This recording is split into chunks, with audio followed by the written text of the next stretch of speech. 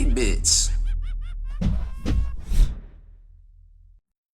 Make sure you stay in the trenches. Help keep our channel ad-free by becoming a supporter over on Patreon and also scoring yourself some free miniature swag in the process. Subscribe to this YouTube channel. Check out our site, spikybits.com, for all the hot hobby tutorials, news, rumors on all your favorite hobby topics. And head on over to thelongwar.net. That's the home of the battle reports for exclusive content, early access videos, and more. Become a veteran of the Long War today.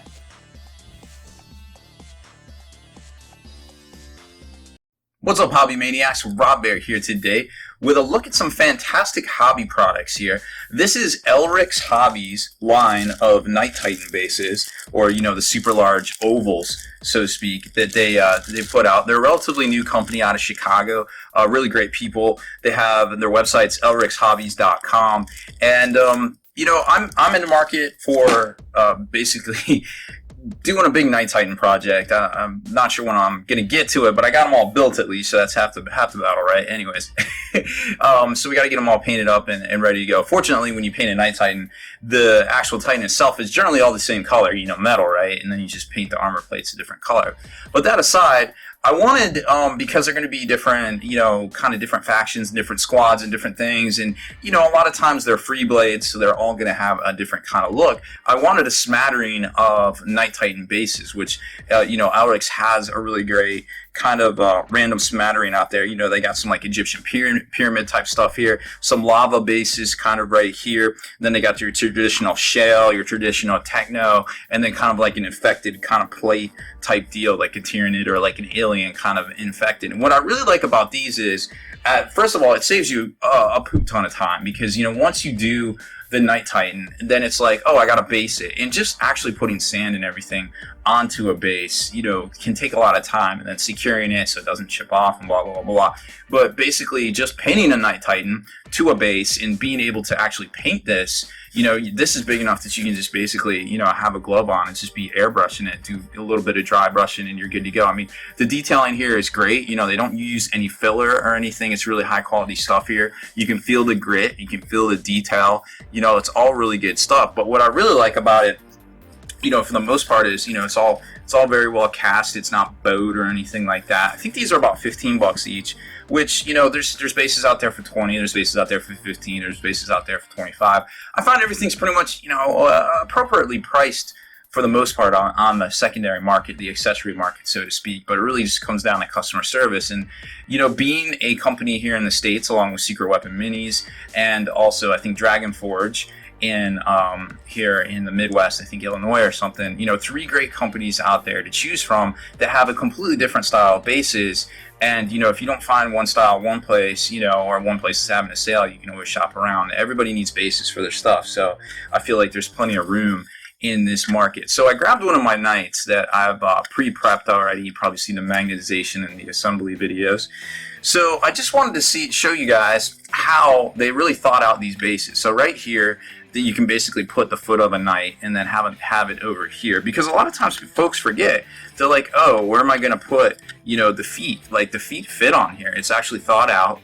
You can basically fit it right on there, and there's a couple of different varieties. You could go this way with it, so it's kind of like a dual kind of pose. So like if you're trying to do all your Knights with one particular style of base, no worries. You can kind of switch it up and then have the Knight twisting, like almost like he's walking over top of you. So I really feel like they did their homework here when they put these together. And then this one, the foot just goes over it right there. Yep. So there it is. So then it gets you a really nice, good look at how that all goes together right there. So I really enjoyed, these bases. There's such a good variety. Your stuff fits on it. You don't have to worry about any of that. They're very high quality. They get them out to you pretty quick. Oh, I like this one here. It's like the Captain Morgan kind of, because he's basically rising up onto the little shell piece right there. He's like, yo, what up? I'm a Knight. I'm gonna punch you in the face. Yeah, that's really cool stuff. And another cool I know we were talking about Night Titans, but another cool product that they put out that I really like. A lot of times when you're traveling with your flyers, right, you have the flyer stand glued to the base. Like, it starts to become a hassle when you're trying to travel. You got your flyer, you got your base, and the base takes up like this much space because it's glued down.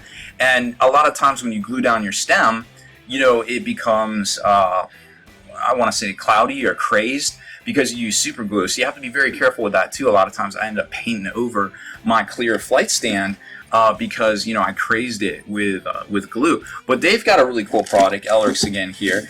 They've got a line of flying stands that has the T cut into it already, keyed into it, and you're like, well, that's cool.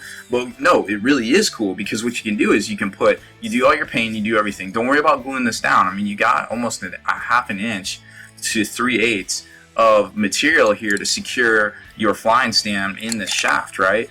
But now, granted, yeah, it's got some wiggle to it, so you want to be careful. But you can put blue tack, down in there, just your normal blue tack, wedge it down in there, and then stick this in, and it will hold. Like, I've seen it before. I've seen people do it. Mike Haspel, one of my compatriots on the Long War, swears by it, because then you go from something that takes this much space in your in your bag to basically this much space. You can stash 3 of these in the space it would take to stash 1.